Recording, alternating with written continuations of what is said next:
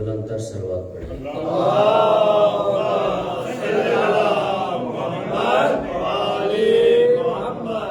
نعرہ تکبیر، نعرہ تکبیر، نعرہ رسالہ، نعرہ رسالہ، نعرہ حیدری، نعرہ حیدری۔ ایک بلند تر صلوات پڑھیں۔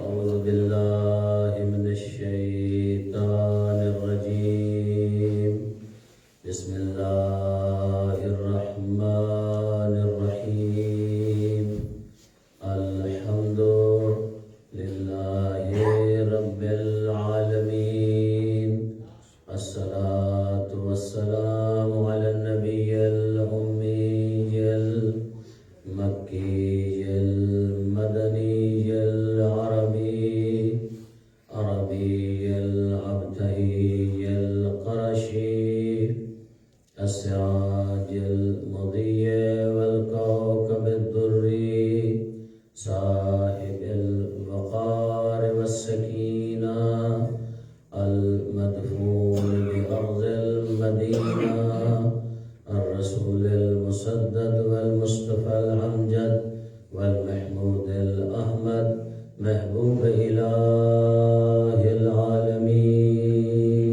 اللهم صل على محمد وآل محمد، الذي كان المعراج سفره والبراق مركبه وسدرة المنتهى منزله وقاب قوسين أو أدنى مقامه، وقال كنت نبيا وآدم بين الماء والطين، اللهم صل على محمد وآل محمد، الذي في التوراة اشتهاره وفي الإنجيل أذكاره وفي الزبور أوصافه وفي القرآن إعلانه، وما أرسلناك إلا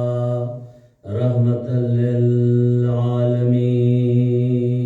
اللهم صل على محمد وآل محمد. أما بعد، فقد قال الله سبحانه وتعالى في كتابه المجيد وفرقانه الحميد وقوله الحق وهو أصدق القائلين، بسم الله الرحمن الرحيم، وذكرهم بأيام الله إن في ذلك لآيات لكل صبار شكور.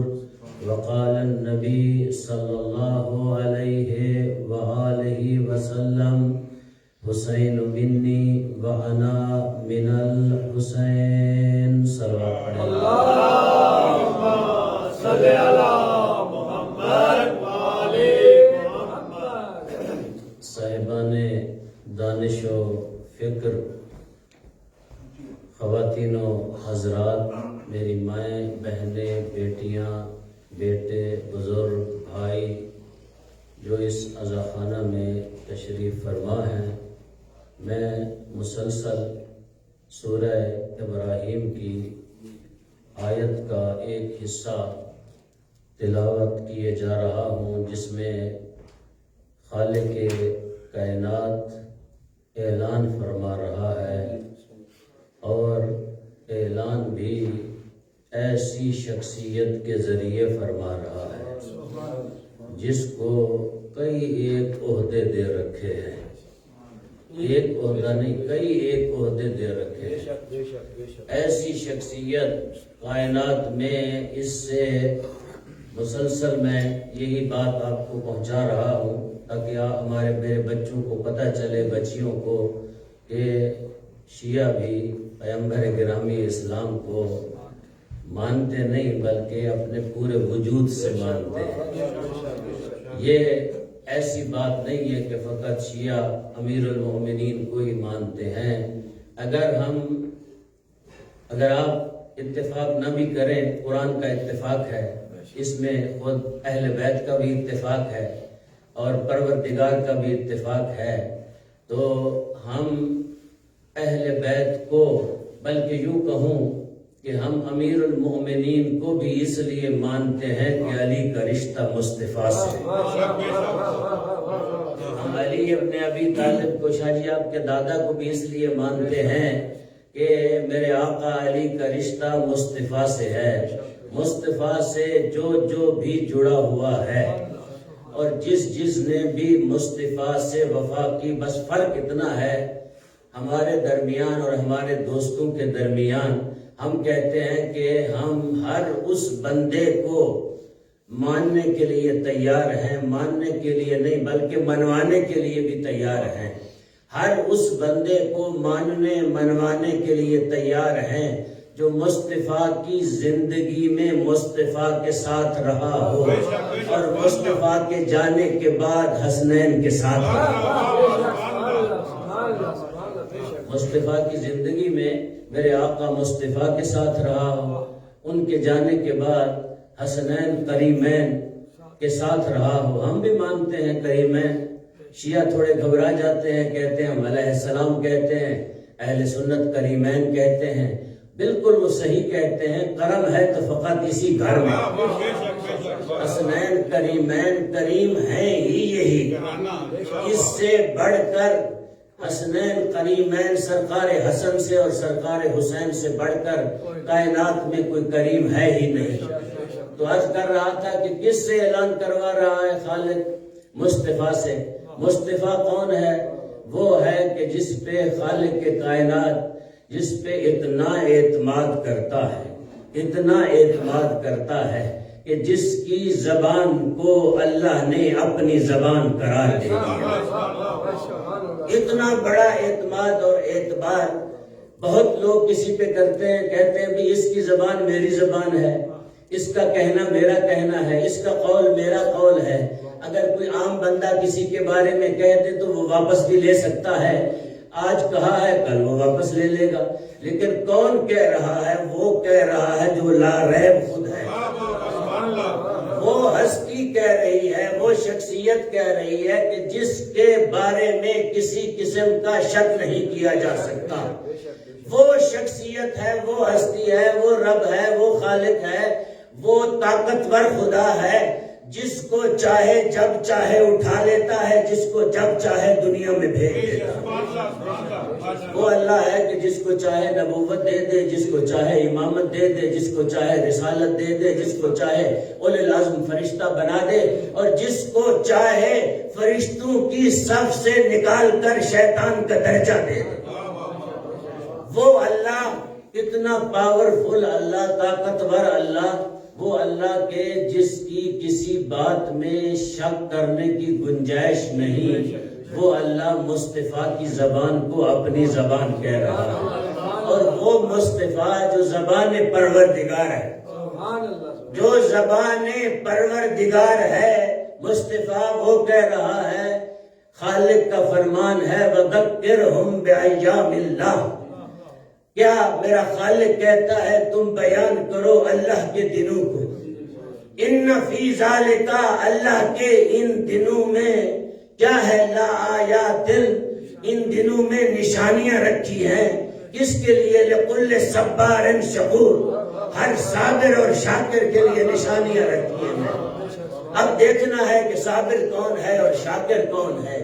اس کائنات میں بڑے بڑے صابر بھی آئے، شاکر بھی آئے، انبیاء میں بھی صابر آئے، شاکر آئے، نوح نبی بھی صابر بھی تھا، شاکر بھی تھا، کئی ایک انبیاء آئے، لیکن صبر کے پیمانے لبریز ہوتے ہوئے نظر آئے۔ جتنے نبی آئے، اب کسی نبی کا قصہ اٹھا کے دیکھیں، ایک ایسا موقع آتا رہا زندگی میں کہ صبر کا پیمانہ لبریز ہو گیا۔ حضرت یعقوب کو دیکھ لیں، صبر کا پیمانہ لبریز ہو گیا۔ حضرت یونس کو دیکھ لیں، ہر نبی کے صبر کا ایک حد و حدود ہے جو خالق کے کائنات کے ہاں موجود ہے۔ لیکن ایک ایسی شخصیت نہ نبوت پہ فیض ہے نہ رسالت پہ فیض ہے، بلکہ اس نے زبان رسول کو، بلکہ یوں بھی کہوں تو غلط نہیں ہوگا، بلکہ اس نے، کیونکہ اللہ نے مصطفیٰ کی زبان کو اپنی زبان کہا ہے، بلکہ اس نے زبان پروردگار کو چوس چوس کے عصمت کو حاصل کیا۔ نعرہ تکبیر، اللہ اکبر، نعرہ رسالت، یا رسول اللہ، نعرہ حیدری، سنیے محمد والے محمد بلند صلوات، اللہم صلی علی محمد وآل محمد۔ کون شخصیت سید الشہداء میرا آقا امام حسین وہ شخصیت ہے کہ جس نے مصطفیٰ کی زبان کو چوس چوس کر پلا ہے۔ وہ اس کے بارے میں کون کہہ رہا ہے؟ خالق کہہ رہا ہے۔ نشانیاں رکھی ہیں میں نے۔ کس نے نشانیاں رکھی ہیں؟ قرآن میں اعلان کر رہا ہے نشانیاں رکھی ہیں۔ کس میں رکھی ہیں نشانیاں؟ وجود امام حسین میں نشانیوں کو رکھا ہے۔ میں دیکھا ہے میں نے اس وجود کو، سر تا پا یہ وجود شاکر بھی ہے اور صابر بھی ہے۔ اس سے بڑا وجود شاکر اور صابر کوئی ہو نہیں سکتا۔ یہاں روک کے ایک بات کہنا چاہتا ہوں، یہ شکر اور صبر کہاں سے کمایا ہے میرے حسین نے؟ کہاں سے لیا ہے میرے حسین نے شکر کو بھی صبر کو بھی؟ یہ شکر کہاں سے آیا؟ یہ سجدہ شکر کہاں سے آیا جو ہم انجام دیتے ہیں نماز میں؟ جب نماز کا اختتام ہوتا ہے تو سجدہ شکر کرتے ہیں، جب کوئی نعمت ملتی ہے تو سجدہ شکر کرتے ہیں۔ ہم تو ایک ایک نعمت پہ سجدہ شکر نہیں کر سکتے، لیکن اس کائنات میں ایک ایسی ہستی ہے جسے زین العابدین کہتے ہیں، اس کے میرے آقا کے باغ کے 500 درخت تھے، ہر درخت کے نیچے جا کے سجدہ شکر کیا کرتے تھے۔ خوشبوئے محمد والے محمد بلند صلوات، اللہم صلی علی محمد وآل محمد۔ ہر درخت کے نیچے سجدہ شکر زین العابدین کرتا ہے۔ پروردگار تیرا شکر ہے کہ تو نے زین العابدین کو اس قابل بنایا کہ زین العابدین کے پاس یہ ملک ہے تو زین العابدین اپنے ہاتھوں پہ اٹھا کے فقراء میں تقسیم کرتا ہے۔ تو سجدہ شکر میں عرض کر رہا تھا، ایک فکر دینا چاہتا ہوں۔ سجدہ شکر جو آپ کرتے ہیں، میں کرتا ہوں، دنیا کرتی ہے، سید الانبیاء کرتا ہے، سارے نبی کرتے ہیں سجدہ شکر پروردگار کا۔ اس سجدہ شکر کو 2 مرتبہ میرے آقا علی نے انجام دیا۔ ایک نئی بات آپ کی خدمت میں ہدیہ کرنا چاہتا ہوں۔ آیت اللہ جوادی عاملی لکھتے ہیں، اس سے پہلے میں نے فقط یہی پڑھا تھا کہ ایک مقام پر دنیا میں آنے کے بعد وجود علی نے سجدہ شکر کیا۔ آقا جوادی عاملی لکھتے نہیں، یہ سجدہ شکر مصطفیٰ جو مرتضیٰ نے 2 مرتبہ کیا۔ ایک مرتبہ سجدہ شکر اس وقت کیا جب خالق نے علی کو وجود نور عطا کیا تو علی نے اپنی پیشانی کو زمین پہ رکھا۔ اور دوسری مرتبہ سجدہ شکر آئے، جوادی عاملی لکھتے ہیں کہ میرے آقا علی نے کب کیا یہ سجدہ شکر؟ کس نے دیا یہ شاکر بننا؟ میرے آقا حسین نے کس سے سیکھا؟ اپنے بابا کے وجود کرم سے سیکھا۔ دوسرا سجدہ شکر میرے آقا علی نے کہاں دیا؟ مکہ کی سرزمین پر جب محمد مصطفیٰ چلے گئے، علی کو اپنے بستر پہ چھوڑ کر سلا کے، تو میرے آقا علی نے سر سجدے میں رکھا۔ کیوں؟ پوچھا آقا مصطفیٰ سے، یا رسول اللہ میرے سونے سے آپ کی جان بچ جائے گی؟ پیغمبر نے کہا ہاں بچ جائے گی۔ علی نے سجدہ شکر کیا، بار الہ میں چلا جاؤں میرا مصطفیٰ بچ جائے۔ نعرہ تکبیر، اللہ اکبر، نعرہ رسالت، یا رسول اللہ، نعرہ حیدری، سنیے محمد والے محمد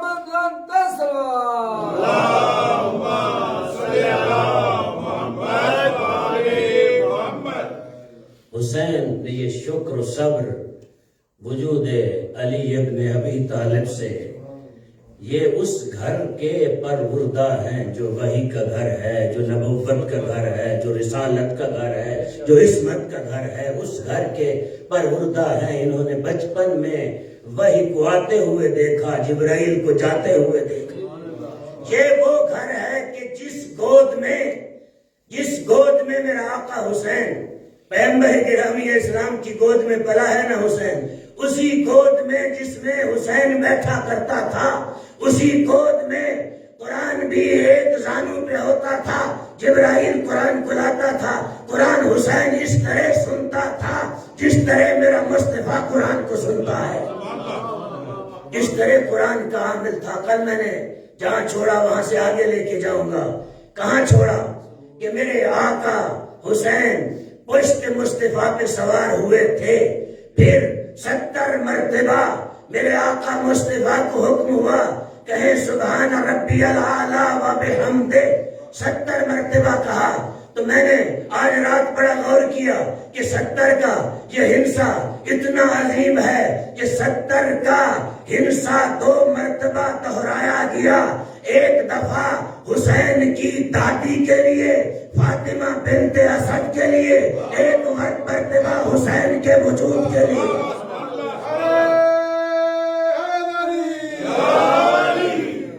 ایک مرتبہ میرے آقا کی دادی کے لیے 70 تکبیروں سے جنازہ پڑھا میرے مصطفیٰ نے فاطمہ بنت اسد کا۔ دوسری مرتبہ جب حسین پشت نبوت پہ سوار ہوا 70 مرتبہ کہا سبحان ربی الاعلی و بحمدہ۔ تو شہید مطہری کا میں عرض کر رہا تھا، شہید مطہری نے ایک نئی جہت دی ہے اس واقعے کو۔ وہ کہتے ہیں کہ کیوں حسین بھی معمولی نہیں تھا، مسجد بھی معمولی نہیں تھی، میرا رسول بھی معمولی نہیں تھا، اور عبادت بھی معمولی نہیں تھی، عبادت میں سجدہ بھی معمولی نہیں تھا، ساری چیزیں قیمتی جب اکٹھی ہو گئی تو یہ حادثہ بھی نہیں تھا حسین گھر سے اٹھے آ کے پشت پہ بیٹھ گئے، ایسی کوئی بات نہیں تھی۔ تو کیوں حسین آئے پشت رسالت میں بیٹھے، اور اس وقت بیٹھے جب مسجد کھچا کھچ نماز سے بھری ہوئی تھی، ہجوم تھا، سارے صحابی وہاں موجود تھے، اہل بیت موجود تھے، تو حسین کو کیوں آنا ہوا؟ اگر ایسے بچہ تھا نماز کے بعد نانا کی پشت پہ سوار ہو جاتا۔ ایت اللہ شہید مطہری لکھتے ہیں خالق کی مرضی تھی کہ آج اس وقت صحابیوں کی موجودگی میں حسین پشت نبی پہ آئے، نماز کو رسول ختم کر کے حسین کو اٹھا کے حسین کا تعارف کرائیں، بتائیں دنیا والوں حسین کہتے اسے ہیں نماز کو بچاتا بھی ہے اور نماز کو طول کا سبب بھی بنتا ہے۔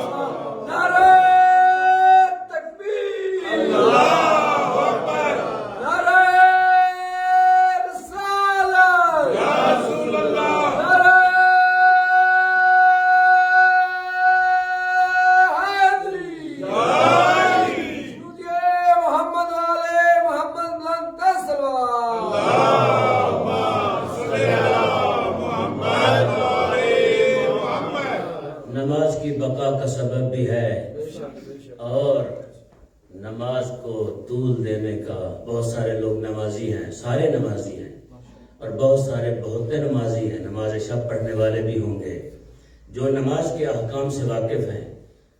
ان کے لیے تو نہیں، ان کے لیے بچوں کے لیے جو نماز کے احکام سے واقف نہیں۔ نماز میں بہت ساری چیزیں ہیں جن کا خیال رکھنا چاہیے۔ موالات ہے، ترتیب ہے۔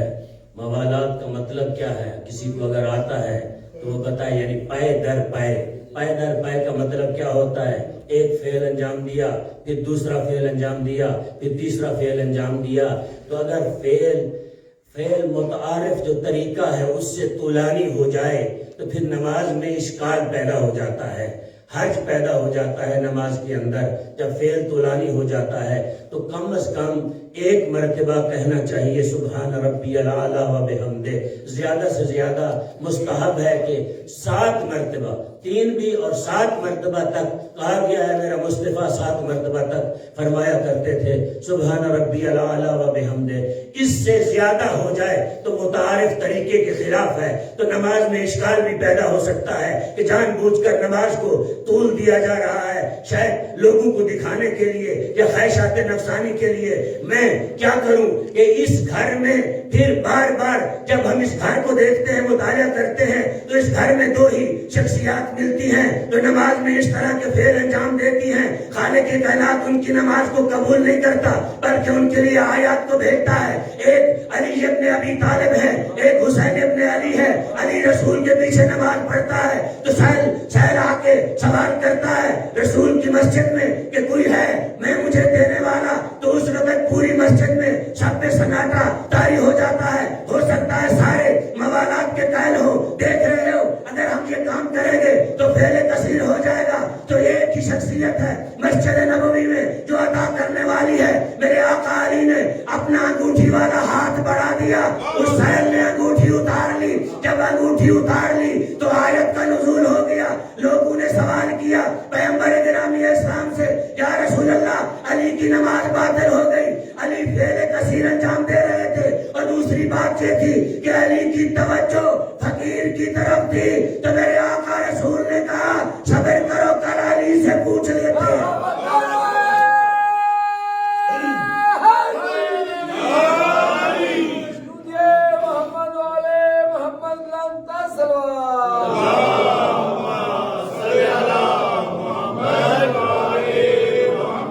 کل علی سے پوچھ لیتے ہیں. میرے آقا علی آئے مسجد نبوی میں تو ایک اور بات بھی میرے ذہن میں آ رہی ہے، وہ بھی آپ کو دیتا جاؤں. میرے آقا علی آئے مسجد میں، اس موقع سے پہلے ایک دفعہ آئے مسجد میں. جب مسجد میں میرے آقا علی آئے تو صحابہ کرام موجود تھے. گفتگو ہو رہی تھی، پیغمبر گفتگو کر رہے ہیں، صحابہ سن رہے ہیں دل و جان سے پیغمبر گرامی اسلام کی گفتگو کو. جو ہی میرے آقا علی کا ورود ہوا صحابہ کے چہروں کے اوپر، بعض صحابہ کے، سب کے نہیں، چہروں کے اوپر زردی کے آثار نمودار ہوئے. تو جب آثار نمودار ہوئے تو پیغمبر گرامی اسلام نے صحابہ کی طرف دیکھا اور علی کی طرف دیکھا. کہا یا علی کیا وجہ ہے تیرے آنے سے ان کے چہروں پہ زردی کے آثار نمودار ہو گئے، وجہ کیا ہے، ماجرا کیا ہے؟ میرے آقا علی نے دیکھ کر کہا سردار اگر اجازت ہو تو آج میں بتانا چاہتا ہوں وجہ کیا ہے، ان کے چہروں پہ یہ زردی کیوں ہے. اس لیے ہے میں نے اسلام کی خاطر، آپ کی نبوت کی خاطر، اللہ کی توحید کی خاطر، اس کی الوہیت کی خاطر، اس کے نظام کی خاطر، اس کے قرآن کی خاطر، اس کے دین کی خاطر میں نے ان میں سے کسی کے باپ کو مارا ہے، کسی کے ماموں کو مارا ہے، کسی کے چچا کو مارا ہے، خاندان کے لوگوں کو مارا ہے. اس لیے جب مجھے دیکھتے ہیں انہیں غصہ آ جاتا ہے.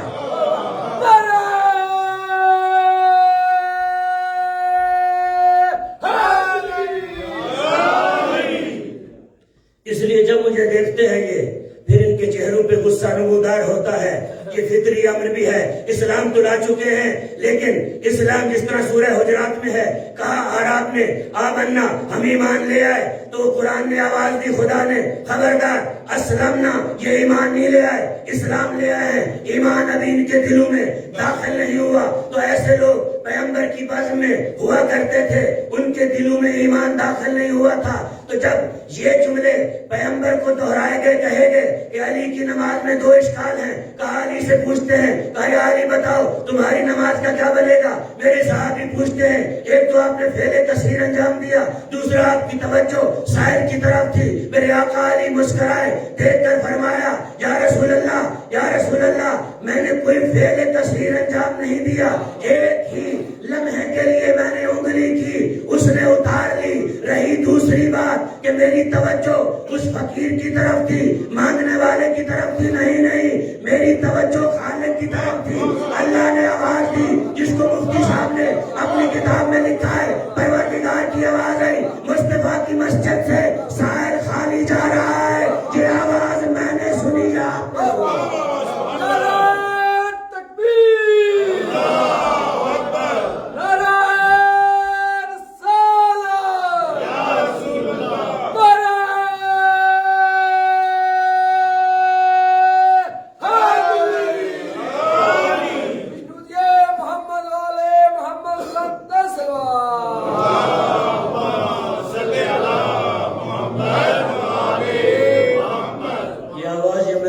سنی یا آپ نے سنی یا پے مصطفیٰ نے سنی یا مرتضیٰ نے سنی؟ کہا کہ میں نے جب آواز پروردگار سنی، عبادت بھی اسی کی کر رہا تھا، فرما بھی وہی رہا تھا، تو میں نے دیکھا کہ آپ کی مسجد سے خالی جا رہا ہے۔ جب صحابہ نے سنا تو تاریخ یہی لکھتی ہے، جس طرح ایک جنگ میں لکھا ہے، قرآن نے وہ نقشہ کھینچا ہے کہ ان کی حالت یہ تھی کہ ان کے دل جو ہے یہاں آ کے گلے میں اٹک گئے تھے، ان کے سروں پر پرندے بیٹھ گئے تھے، تو پھر اسی طرح ہوا، سر جھک گئے جس طرح سروں کے اوپر پرندے بیٹھ جاتے ہیں۔ علی ابن ابی طالب کے، میرے آقا کے فضائل اتنے ہیں، اگر سارے فضائل نقل کر دیے جائیں تو پھر علی ابن ابی طالب کو، بعض لوگ جو میرے آقا علی کو خدا ماننے کے لیے تیار ہو گئے ہیں، رب ماننے کے لیے تیار ہو گئے ہیں، بعض تو ویسے ہی بے وقوف ہیں، ضدی ہیں، عقل نہیں رکھتے، اس طرح کی باتیں کرتے ہیں۔ بعض ایسے ہیں جن کی عقل اتنی ہے ہی نہیں، محدود ہے، اسی لیے تو کہا گیا ہے کہ جب کوئی بات کرو تو اس کی عقل کے مطابق بات کرو، اس کی عقل سے زیادہ کوئی بات نہ کرو۔ یہ نہ ہو کہ آپ بات کریں تو ان کی عقل اس کو قبول ہی نہ کرے، اتنی بات کرو جتنی بات وہ قبول کرنے والے ہیں۔ دوسری چیز، پہلی شخصیت علی ابن ابی طالب تھی، دوسری شخصیت کون تھی؟ حسین ابن علی۔ جب حسین ابن علی سوار ہوئے، یہی اعتراض ہوا کس پہ؟ پیغمبر گرامی اسلام پہ۔ یا رسول اللہ، ہاتھ جوڑ کے صحابہ کرام نے کہا تو علی کا معاملہ تھا، یا رسول کا معاملہ ہے؟ علی کا معاملہ چھوٹا تھا، رسول کا معاملہ بڑا ہے۔ رسول کے سامنے ہاتھ جوڑے، یا رسول اللہ ہماری مجال نہیں، آپ پہ اعتراض کریں، اشکال کریں، لیکن بات تو بنتی ہے۔ آپ نے دین پہنچایا، ہم نے لیا، آپ نے بتلایا، ہم نے سیکھا، آپ نے نماز بتلائی، ہم نے سیکھی، آپ نے ہی کہا ہے نماز میں فعل کثیر انجام نہ دیا جائے، تو آج آپ کا نواسا کھیلتا کھیلتا آ گیا، آپ کی پشت پہ سوار ہو گیا۔ اس کو آغا شہید مطہری نے بڑے خوبصورت الفاظ میں لکھا، کہا کھیلتا کھیلتا آ گیا تو آپ نے نماز کو نواسے کی کھیل بنا دیا، اتنا طولانی کر دیا کہ نماز طولانی ہوگی۔ یا رسول اللہ نماز کا کیا بنے گا؟ پیغمبر نے کہا خبردار، نماز بھی میں دینے والا ہوں، حسین بھی میں دینے والا ہوں۔ محمد علی محمد لن تسلوا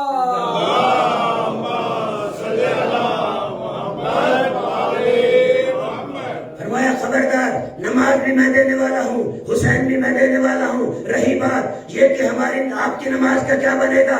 کہا جس پروردگار کی نماز ہے اس نے اپنے فرشتے کو بھیجا، اس کو جو وحی لے کے آتا ہے امین اللہ ہے، جبرائیل کو بھیجا۔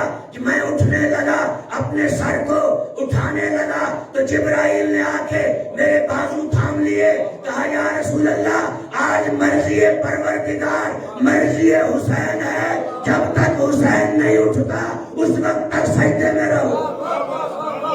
نعرہ تکبیر، اللہ اکبر، نعرہ رسالت، نعرہ حیدری، تجھے محمد والے محمد لن تسوا۔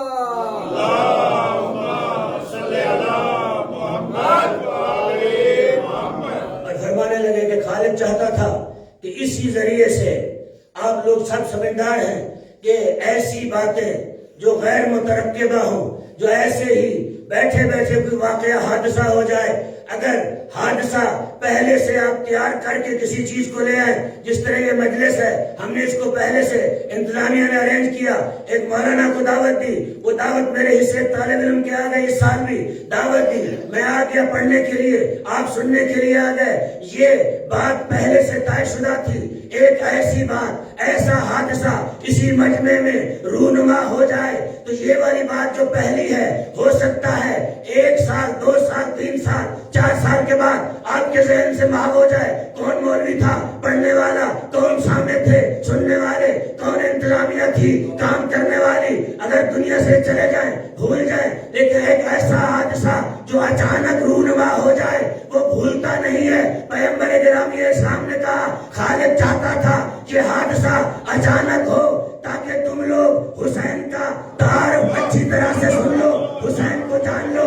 ایک ایسا موقع آئے گا کہ حسین تمہیں بلائے گا، تم حسین کی طرف نہیں جاؤ گے۔ نعرہ 35 لکھ، نعرہ حیدری، تجھے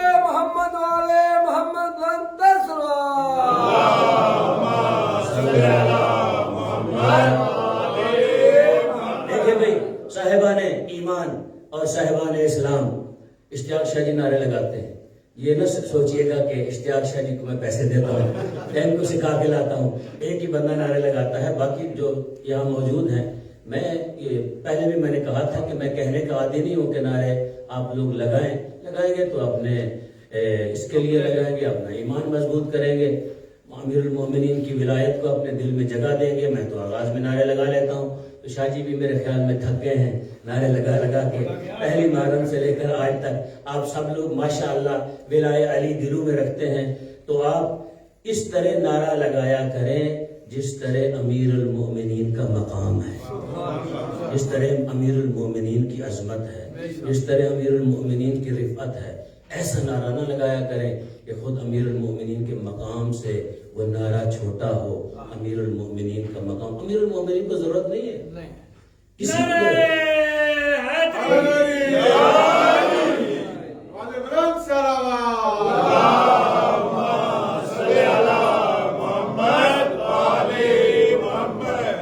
کسی بھی معصوم کو ضرورت نہیں ہے ہماری، نہ خدا کو ضرورت ہے. اگر ہم عبادت نہ بھی کریں اللہ کو کیا فرق پڑے گا؟ اللہ اللہ رہے گا. سجدہ نہیں کریں گے تو خود ناشکرے بنیں گے، مجلس نہیں سنیں گے تو پھر کیا ہے، خود نمک حرام بنیں گے. کیونکہ امام حسین نے قربانی دی تو ہم امام حسین کے لیے 2 4 5 10 دن بھی اگر امام حسین کے لیے نہیں نکال سکتے تو پھر ہم کسی کو یہ نہیں کہہ سکتے کہ ہم قربانی دے سکتے ہیں کسی کے لیے. جس نے اتنی بڑی قربانی دی تو ہم اس کے لیے بھی نہیں آ سکتے تو پھر کس کے لیے آئیں گے. تو عرض کر رہا تھا کہ اگر کوئی اچانک واقعہ ہو جائے، حادثہ ہو جائے تو وہ واقعہ اور حادثہ یاد رہتا ہے. پیغمبر نے فرمایا خالق کے کائنات نے نہ تو حسین کو کسی نے سکھایا تھا، نہ حسین کی اماں نے سکھا کے بھیجا تھا، نہ کسی نے حسین کو میری طرف روانہ کیا تھا، اور نہ ہی مجھے کہا گیا تھا. یہ واقعہ، یہ حادثہ، بلکہ یوں کہوں کہ اللہ نے میرے آقا حسین کو القاء کیا کہ جاؤ، جا کے نانا کی پشت پہ سوار ہو جاؤ، آج تمہاری عظمت کا تیرا نانا اعلان کرے گا. آج تمہاری عظمت کا تمہارا نانا اعلان کرے گا. پیغمبر نے صحابہ کرام کو بتایا، کہا دیکھو، یاد رکھو، کبھی لوگ شک کرنے لگ جاتے ہیں کہ یہ شیعہ ہیں جی، یہ شیعہ بس اہل بیت کے بارے میں ایسی باتیں بنا کے ہمیں سنا دیتے ہیں، ہم سن لیتے ہیں. اب تو الحمدللہ ہمارے اہل سنت علماء، اللہ ان کو اور توفیق دے، ہم دعا گو ہیں. بہت سارے علماء اور مشاہیر علماء ہیں، ان کو لوگ بھی سنتے ہیں، جانتے بھی ہیں، ان کے فہم بھی زیادہ ہیں. پورا سوشل میڈیا بھرا ہوا ہے. تو آج میں کبھی کبھی سوچتا ہوں کہ شکر ہے اللہ کا کہ دیر سے جاگے ہیں جاگ گئے، دیر سے جاگے ہیں جاگ گئے. اور کبھی کبھی میں سوچتا ہوں اس جاگنے کی وجہ بھی آپ اور ہم بنے ہیں، اس جاگنے کی وجہ بھی آپ اور ہم بنے ہیں. اگر ہم نہ ہوتے، ہمیں اللہ نہ بھیجتا. اسی لیے تو کربلا میں میرے آقا حسین سے اللہ نے وعدہ کیا تھا. جب سیدہ سکینہ نے کہا تھا کہ بابا پھر کیا ہوگا، تو اس وقت اللہ نے وعدہ کیا. اسی طرح سیدہ زہرا نے بھی جب اپنے بابا سے کہا تو کیا ہوگا، تو میرے آقا نے کہا اللہ ایک ایسی قوم پیدا کرے گی جس کے بچے ہوں گے، جس کے بوڑھے ہوں گے، جس کے جوان ہوں گے، جس کی بچیاں ہوں گی، جس کی عورتیں ہوں گی، یہ سب کی سب امام بارگاہوں میں آئیں گی، سڑکوں پہ آئیں گی، تیرے فرزند کا ذکر کریں گی، دنیا دیکھے گی. نعرہ تکبیر، اللہ اکبر، نعرہ رسالت، یا رسول اللہ، نعرہ حیدری. ذکر کرے گی، دنیا دیکھے گی. تو کون حسین ابن علی؟ میں ہر روز کوشش کرتا ہوں کہ اس بات تک پہنچ جاؤں کہ حامل قرآن ہے. تو آج بھی گھڑی کو دیکھ رہا ہوں، گھڑی بھاگتی جلدی ہے، پتہ نہیں وجہ کیا ہے. جب میں بیٹھتا ہوں تو بہت تیز چلتی ہے، یہ انتظامیہ تیز کر دیتی ہے گھڑی کو، گھڑی بھاگنے لگ جاتی ہے. تو کیونکہ ایک اور بات بھی کرنی ہے جو کہ اسی ضمن میں ہے، اس لیے اس کو میں پھر دوبارہ کل کے اوپر رکھوں گا انشاءاللہ. تو ایک صلوات پڑھیں بلند آواز سے.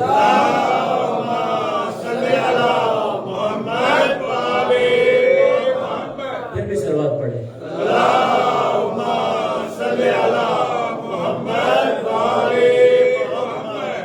کون حسین ابن علی؟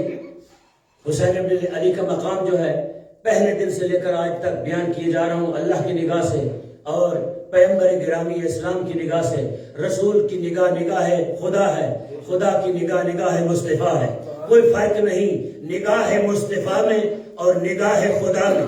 کیوں؟ کیونکہ قرآن میں رسول خدا کے بارے میں جب صحابہ کرام نے پوچھا یا رسول اللہ ہم کس چیز کو چھوڑیں، کس چیز کو لے لیں، کس چیز کو اپنائیں، کس چیز کو نہ اپنائیں، اللہ کی مرضی کسی میں ہے کسی میں نہیں ہے، ہمیں کیسے پتہ لگے کہ اس میں اللہ کی رضا ہے اور اس میں اللہ کی رضا نہیں ہے؟ تو پیغمبر گرامی اسلام ابھی سوچ ہی رہے تھے تو جبرائیل کا نزول ہوا، جبرائیل نے بعد درود و سلام فرمایا، کہا خالق فرما رہا ہے وما آتاکم الرسول فخذوہ وما نہاکم عنہ فانتہوا، جو رسول دیتا جائے اسے لیتے جاؤ، جسے رسول منع کرتا جائے اسے چھوڑتے جاؤ۔ حسین بھی رسول نے دیا ہم نے لے لیا، اور علی بھی رسول نے دیا ہم نے لے لیا۔ نعرہ تکبیر، نعرہ رسالت، نعرہ حیدری، درود محمد علی محمد لن تصوى۔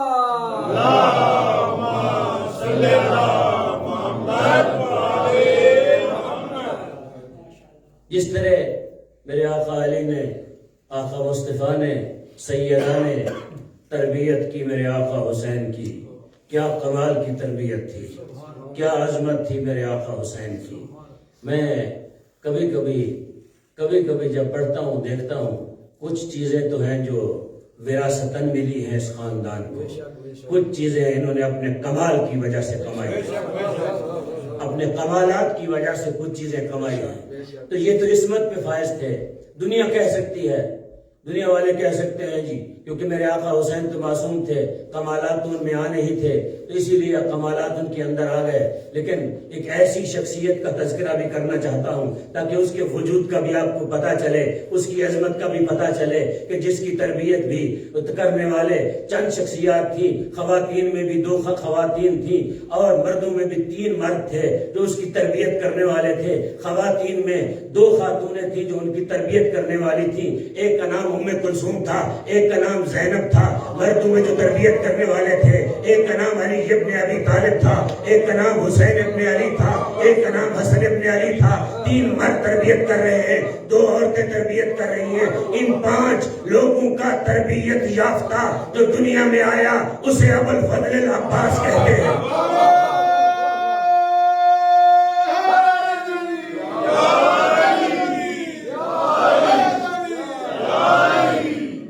5 لوگوں کا۔ مجھ سے کسی نے آج سے 15-20 سال پہلے اٹلی میں پوچھا تھا مولانا تربیت اولاد کے بارے میں ایک جملہ بتائیے۔ میں نے کہا تربیت اولاد کے بارے میں بس اتنا ہے، اگر دیکھنا ہے تربیت اولاد کرنی ہے تو ایک ماں کو پڑھیے گا، تربیت اولاد ہو جائے گی۔ وہ کس کی ماں ہے؟ میرے آقا ابوالفضل العباس کی ماں ہے۔ اس ماں کو توجہ سے پڑھیے گا، توجہ سے اس ماں کی سیرت پڑھیے گا تو آپ کو پتا چلے گا کہ تربیت اولاد ہوتی کیا ہے۔ ایسی تربیت کی اس بی بی فاطمہ نے، اس عظیم خاتون نے، ام البنین نے اپنے بچوں کی تربیت کی کہ بچوں کو بچپن میں یہ سکھایا، دیکھو ہم نوکر ہیں، ہم غلام ہیں، یہ آقا ہے۔ ایسی تربیت کی بچوں کی میرے آقا علی نے، کیونکہ وقت میں گنجائش نہیں ہے میں سارا واقعہ پڑھوں کہ کس طرح میرے آقا علی نے یہ فرزند مانگا۔ میرے آقا علی نے جب عقیل سے کہا تو عقیل نے ایک بات کہی، کہا یا علی فاطمہ کے بعد شادی کرنا چاہتے ہو؟ کہا عقیل اس لیے شادی نہیں کرنا چاہتا بلکہ اس لیے کرنا چاہتا ہوں، میں نے جس طرح پیغمبر کی خدمت کی ہے، رسول کی اطاعت کی ہے، تو حسن حسین میرے بیٹے نہیں ہیں، میری سلب سے آئے ہیں لیکن نبی کے بیٹے ہیں۔ میں چاہتا ہوں اللہ مجھے ایک بیٹا دے میری طرح حسن حسین کی خدمت کرے۔ نعرہ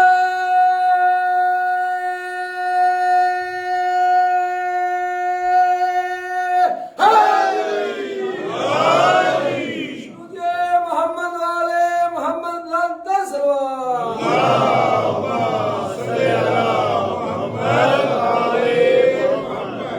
تو 5 لوگوں نے میرے آقا ابوالفضل العباس کی تربیت کی۔ 2 بیویاں ہیں تربیت کرنے والی، ماں نے سپرد کر دیا بہنوں کے۔ تربیت کیسی کی زینب عالیہ نے، تربیت کیسی کی جناب ام کلثوم نے، تربیت کیسی کی میرے آقا حسین نے۔ بچپنا ہے حبیب کی تو سمجھ آتی ہے، وہ نوکر ہے غلام ہے، نوکر و غلام ایسے کام کیا کرتے ہیں، لیکن کمال عباس دیکھے، حبیب تو حسین کے پاؤں کی مٹی کو اٹھا کے چومتا تھا، لیکن میرے آقا عباس نے بھی مسلسل اپنی زندگی میں یہ معمول بنا لیا، جہاں حسین قدم رکھتے وہاں سے مٹی اٹھاتے چومتے اور اپنی آنکھوں پہ لگاتے۔ ماں نے پوچھا میرے لخت جگر یہ کس نے بتایا ہے یہ کام کرنا ہے؟ کہا میرا جی چاہتا ہے کہ حسین ساری زندگی چلتا رہے، میں حسین کے پاؤں کی مٹی کو چومتا رہوں، حسین ساری زندگی چلتا رہے، میں حسین کے پاؤں کی مٹی کو چومتا رہوں۔ کون ابوالفضل عباس؟ مقام عظمت حضرت عباس دیکھیں۔ جنگ صفین میں میرے آقا کی ساری اولاد تھی، صفین نہیں پڑھنا چاہتا، ایک جملہ حضرت عباس کی عظمت کا بتانا چاہتا ہوں۔ 13 سال، بعض لوگ لکھتے ہیں 16 سال عمر تھی، کم ترین عمر 13 سال تھی میرے آقا حضرت عباس کی۔ تو میرے آقا عباس کو میرے آقا علی ابن ابی طالب نے اس طرح تیار کیا جس طرح پیغمبر علی کو تیار کیا کرتے تھے، اس طرح پیغمبر علی ابن ابی طالب کو تیار کیا کرتے تھے۔ سارے بچے تھے میرے آقا علی کے، بڑے بیٹے بھی تھے، محمد حنفیہ بھی تھے۔ جب حضرت عباس کو تیار کرنے لگے تو محمد حنفیہ قریب آئے، دیکھ کے کہتے ہیں بابا ہم جو موجود ہیں عباس کو کیوں بھیجنا چاہتے ہو؟ یہ تاریخ یہاں پہ خاموش ہے، میرا جی چاہتا ہے، علی نے دل میں سوچا ہوگا میں زندگی میں عباس کو لڑا کے دیکھنا چاہتا ہوں، میرا بیٹا لڑتا کیسے ہے؟ دیکھ کر کہا محمد حنفیہ جس راز کو علی جانتا ہے تو نہیں جانتا، ہو سکتا ہے یہی راز ہو جس کو میں اور آپ سمجھے ہیں۔ تو تیار کر کے گھوڑے پہ بٹھا دیا، حضرت عباس کو ایک نقاب لگا دی، آنکھیں ظاہر تھی تاکہ لوگ یہ نہ دیکھیں کوئی بچہ آیا ہے، دیکھیں کہ یہ بنی ہاشم کا شہزادہ آیا ہے۔ نقاب پہنا کے بٹھا دیا۔ تو علامہ زیدی صاحب کا جملہ ہے، کیونکہ جملہ ان کا ہے میں نہیں چاہتا اس میں خیانت ہو جائے، کہا کہ نقاب پہنا کے علی ابن ابی طالب نے عباس کو بٹھا دیا۔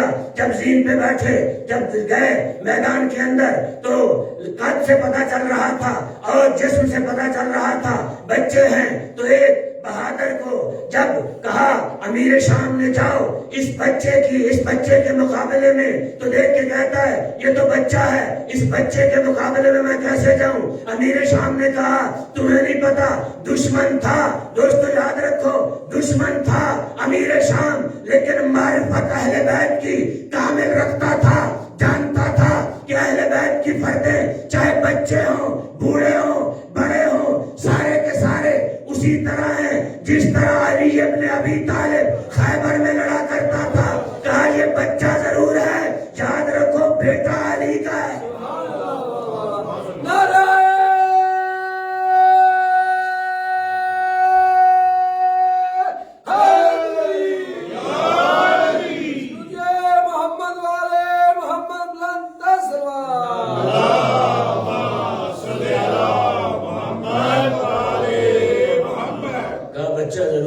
تربیت یافتہ ہے کس کا؟ سید الشہداء کا۔ چھوڑ دیتا ہوں اس جملے کو، وقت کیونکہ تیزی سے آگے جا رہا ہے۔ تربیت یافتہ ہے کس کا؟ حسین ابن علی کا، سید الشہداء کا، میرے آقا حضرت عباس کا ابھی بچپنا ہے۔ ایک دن میرے آقا حسین کا بچپنا نہیں ہے، حسین جوان ہو چکا تھا۔ مسجد کوفہ میں یہ اطاعت امام ہے، یہ عظمت امام ہے، یہ رفعت امام ہے، یہ مقام امام ہے۔ مسجد کوفہ میں میرے آقا علی بیٹھے ہیں، اور عجیب بات ہے حسین کو بچپن سے پیاس زیادہ لگتی تھی، بہت زیادہ پیاس لگتی تھی سید الشہداء۔ تو پانی مانگا، کہا بابا پیاس لگ رہی۔ میں کہتا ہوں کہ حسین خود بھی اٹھ کے پانی پی سکتے تھے، صحابہ کرام کو بھی حسین کہہ سکتے تھے۔ بابا سے کہنے کا مقصد کیا تھا؟ شاید حسین اپنی تربیت کو دیکھنا چاہتے ہیں، حسین اپنی تربیت کا اندازہ کرنا چاہتے ہیں۔ کہ میں نے کس سطح کی تربیت کی ہے اپنے بھائی عباس کی. کہا بابا پیاس لگی ہے. جب کہا پیاس لگی ہے تو کمبر کو حکم دیا میرے آقا علی نے, کمبر جاؤ جا کے میرے بیٹے کے لیے پانی لے آؤ. ادھر سے کمبر اٹھا, ادھر سے ابوالفضل عباس اٹھا, دوڑتا ہوا ماں کے پاس آیا. ماں جلدی کرو مجھے پانی دو. کہا بیٹا جلدی کس چیز کی ہے؟ کہا کہ آج میرے آقا حسین نے پانی مانگا ہے. تو بابا نے کمبر سے کہا ہے میں چاہتا ہوں کہ کمبر سے پہلے پانی لے کے جاؤ. ابھی کمبر پہنچنے نہ پائے کہ میں پانی لے جاؤں. تاریخ لکھتی ہے کہ عباس نے پانی کا جام سر پہ رکھا, دوڑتا ہوا عباس مسجد کی طرف آیا. کپڑے بھیگ گئے پانی میں, کمبر سے پہلے پہنچا, پانی کا جام سر سے اتارا, اتار کے بابا کی خدمت میں پیش کیا. علی بن ابی طالب کی. علی نے حسین کو پیش کیا, پیش کر کے عباس کو بلایا, اپنی چھاتی سے لگایا, منہ چوما. کہا بیٹا تیری وفا پہ قربان جاؤں, تیری وفا پہ قربان جاؤں. تو بچپن میں ہی حسین کا وفادار ہے. جس کام کے لیے تجھے میں نے مانگا تھا اسی کام کے لیے میں تجھے آج سے تیری تیاری دیکھ رہا ہوں. عزاداروں, گریہ کرنے والوں, محرم تیزی سے جا رہا ہے. رونا رلانا نہ کسی ذاکر مولانا کا کمال ہے اور نہ رونا کسی مومن کا کمال ہے. رونا ہر اس بندے کو آتا ہے جس کے دل میں ان کی محبت ہے, ان کی ولا ہے. دوستو یہاں پر میں ایک دنیا میں جو واقعات پیش آتے ہیں, دنیا داری کا ایک جملہ کہنا چاہتا ہوں. یہ حادثہ ہمارے ساتھ بھی ہوا ہے حال ہی میں. آپ بھی جتنے لوگ بیٹھے ہیں بہت سارے لوگوں کے ساتھ یہ حادثہ ہوا ہوگا. جب کسی کا کڑیل جوان بھائی مر جائے تو پھر اس کے بوڑھے بھائی سے پوچھو اس کی حالت کیا ہوتی ہے. اس کی حالت کیا ہوتی ہے؟ اس کی حالت غیر ہو جاتی ہے. جس کا جوان بھائی دنیا سے چلا جائے اس کو نظر کچھ نہیں آتا, وہ بولتا ہے تو اس کے چہرے کا رنگ جو ہے متغیر ہو جاتا ہے, تبدیل ہو جاتا ہے. عزاداروں, گریہ کرنے والوں, رونے والوں, عباس کو مانگا تھا. اس نے میرے آقا علی نے حسین کی اطاعت کے لیے عاشور کے دن اطاعت کا مرحلہ آیا. عباس کی, حضرت عباس علمدار کی اطاعت کا مرحلہ آیا. جب ایک ایک کر کے سارے جوان جانے لگے نا, مورخین لکھتے ہیں یہ آخری شہید عباس ہیں, یہ آخری شہید علی اکبر ہیں. اللہ جانے ان میں کون آخری شہید ہے. جب ایک ایک کر کے جانے لگے, کربلا میں صحابہ بھی چلے گئے, بنی ہاشم کے جوان بھی چلے گئے. جب سب چلے گئے نا, میرے آقا عباس کئی مرتبہ حسین کے خیمے میں آئے. حسین سے دیکھ کر کہا بھیا مجھے اجازت دے جنگ کرنے کی, میں جنگ کرنا چاہتا ہوں, میں لڑنا چاہتا ہوں. میرے آقا حسین بار بار عباس کو روکتے, کہتے عباس تو میری فوج کا سپہ سالار ہے, تو میری فوج کا جرنیل ہے, تو چلا جائے گا پھر سپہ سالاری کون کرے گا. عزاداروں, اب ایک ایسا وقت آیا جب ساری فوج کربلا میں سو گئی, کربلا کی تپتی ہوئی ریتی پہ. تو عباس آئے, آ کر کہا مولا مجھے اب مرنے کی اجازت دو. تو اس وقت میرے آقا حسین نے کہا عباس تو میری فوج کا سپہ سالار ہے. کہا کون سی فوج جس کا میں سپہ سالار ہوں. آقا جون بھی سو گیا, حبیب بھی سو گیا, آقا اکبر بھی مارا گیا, قاسم بھی چلا گیا, آقا سارے مارے گئے, فوج تو رہی نہیں جس کی سپہ سالاری میں کروں. عزاداروں, اپنی آوازوں کو روکو نہیں, اس طرح رو, اس طرح رو جس طرح جوان بیٹے کی لاش پہ بوڑھا باپ روتا ہے. حسین سے پوچھ, زینب کے جگر سے پوچھ, حسین سے پوچھ اور زینب کے جگر سے پوچھ کہ عباس کی موت کتنی سخت تھی آل محمد پہ. جب عباس دنیا سے چلا گیا تو صحابیوں نے کون سے بین کیے؟ جب عباس چلا گیا تو بی بی زینب اپنے دونوں ہاتھ سر پہ رکھ کے کہتی ہے واہ جابا واہ جابا واہ جابا، ہائیو میرا پردہ ہائیو میرا پردہ ہائیو میرا پردہ. ازادار عباس نے جب اجازت مانگی اجازت نہ ملی نا. مورخین لکھتے ہیں پھر عباس ایک ایسے خیمے میں آیا جس خیمے میں ایک بچہ جھولے میں آرام کر رہا تھا. جھولے کے سرہانے ایک بچی بیٹھی ہوئی ہے 4 سال کی. عباس ایسے بیٹھا جیسے نمازی تشہد میں بیٹھتا ہے. دیکھ کے کہتے ہیں سکینہ سکینہ تو چاہتی ہے تیرے بھائیا کے لیے پانی لے آؤں، اصغر کے لیے پانی لے آؤں، تو چاہتی ہے. بی بی خوش ہو گئی دیکھ کے کہتی ہے چچا ہاں میں چاہتی ہوں پانی لے آؤ. کہا اگر چاہتی ہے تو جاؤ مشکیزہ لے آؤ. اب سکینہ نے عباس کو مشکیزہ پہنایا. جب عباس نے مشکیزہ پہنا تو عباس نے کہا سکینہ میرا بازو پکڑو بابے کے خیمے میں لے جاؤ. عزادارو میری طرف دیکھو. سکینہ نے عباس کا بازو پکڑا حسین کے خیمے میں لے گئی. حسین کرسی پہ بیٹھا تھا، کرسی سے اٹھا حسین زمین پہ بیٹھا. دیکھ کر کہتے سکینہ سکینہ تو نے یہ کیا کیا؟ سکینہ نہ تیرا 6 مہینے کا بچے گا نہ میرا 32 سال کا. عباس بچے گا. سکینہ یہ پانی نہیں لائے گا، یہ مارا جائے گا. سکینہ نے اجازت دلوائی. عباس چلے پانی لینے کے لیے. میرے آقا عباس نے جنگ کی. میرا آقا عباس فرات کے کنارے پہنچا، زلجنا کو پانی میں اتارا. جب زلجنا اتر گئی عباس نے مشکیزہ بھرا پانی کا. مشکیزہ بھر کے زلجنا سے کہتا ہے زلجنا بڑا پیاسا ہے پانی پی لے.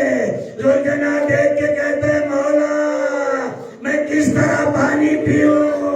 حسین کے بچے حسین کی بہنیں پیاسی ہیں. اب ازادارو میری طرف دیکھو. عباس خود اترا نہر میں. اشقیاء نے دیکھا کہ عباس پانی پینے لگا ہے، وفا کے خلاف ہے.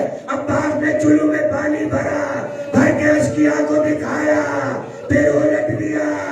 دیکھ کر کہا دیکھو قبضہ ایسے کیا جاتا ہے، وفا ایسے کی جاتی ہے. اب عباس چلا میدان میں وارد ہوا. اب ظالموں نے دیکھا عباس پانی لے کے جا رہا ہے. عمر صاحب نے دیکھا کہا اگر پانی خیمے میں چلا گیا جنگ کا نقشہ بدل جائے گا، پانی خیمے میں نہ جانے پائے. ایک ملعون نے وار کیا. عباس کا دایاں بازو قلم ہوا. عباس نے مشکیزہ بائیں بازو میں رکھا. ایک اور ملعون نے وار کیا، بایاں بازو قلم ہوا. اب عباس نے کیا کیا؟ مشکیزے کو اپنے دانتوں میں مضبوطی سے پکڑا. دیکھ کے کہتا ہے گھوڑا جلدی چلو جلدی چلو. سکینہ بچوں کو لے کے جام لے کے کھڑی ہوئی ہے پانی کے لیے. ازادارو سنو گے ایک کمینے نے ایسا تیر مارا، تیر مشکیزے میں لگا، مشکیزے میں نہیں لگا، عباس کے جگر میں لگا، عباس کے جگر میں لگا. غازی نے اب گھوڑے کو خیموں کی طرف نہیں رخ اشقیاء کی طرف پھیرا. اب جانے کا فائدہ نہیں رہا. ایک ظالم نے عباس کے سر پہ گوش مارا. عباس زین سے زمین پہ آئے. جب زین سے زمین پہ آئے سلام کی مولا. عباس کا آخری سلام. اب سنو گے حسین سے کرسی چھوٹی. حسین دیکھ کے کہتے ہیں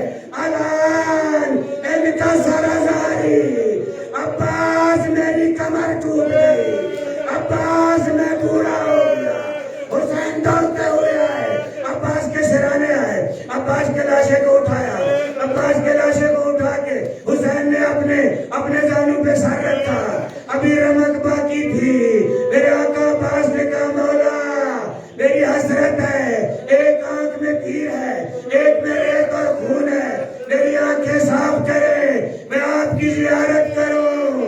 عزادارو جب ریت صاف ہوئی، خون صاف ہوا، عباس نے دیکھا، کہا مولا بوڑھے ہو گئے، داڑھی سفید ہو گئی۔ جب دیکھا داڑھی سفید ہے تو میرے مولا حسین دیکھ کے کہتے عباس تو جیسا بھائی چلا جائے، کس طرح بھائی جوان رہ سکتا ہے؟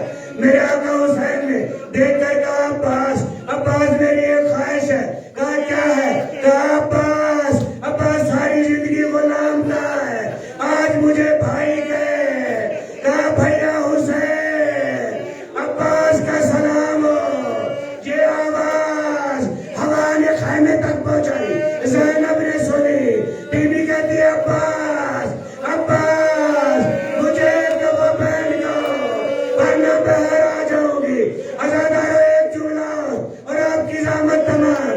ایت اللہ خوئی 70 سال کی عمر میں جب بھی کربلا جاتے عباس کی زیارت پہ 2 جملوں سے زیارت کرتے، جب سلام کہتے پہلا جملہ السلام علیکہ یا شباب الحسین، حسین کی جوانی میرا سلام، اور دوسرا جملہ سنو گے کہتے السلام علیکہ یا حجاب زینب، او زینب کے پردے میرا سلام۔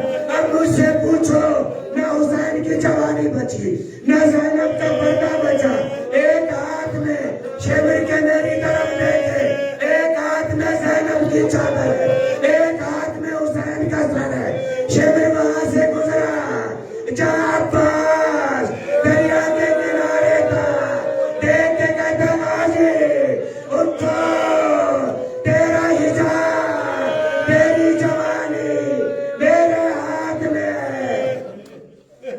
ماتم حسین